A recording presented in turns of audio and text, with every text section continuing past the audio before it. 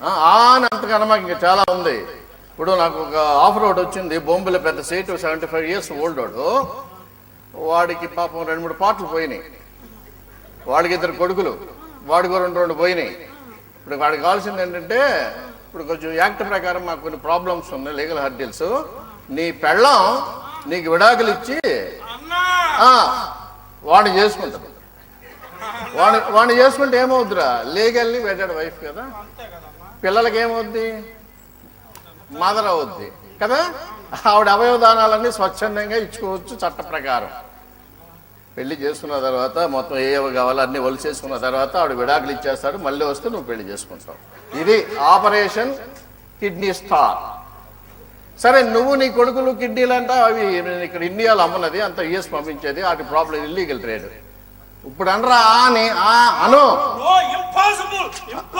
ఎవడైనా ఇదే డైలాగ్ అంటాడు. అప్పుడు నా డైలాగ్ ఏంటంటే, డాక్టర్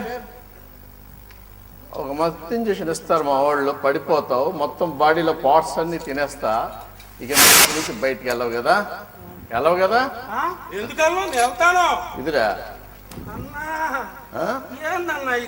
ఏం చేస్తావు చెప్పు. కత్తిలాగా ఉంది. కత్తిలా ఏంది నువ్వు ఇప్పుడు చెప్పిన ప్లానే బాగుందన్న. బాగుంది కదా, లెక్క ప్రకారం చేద్దాం అన్న.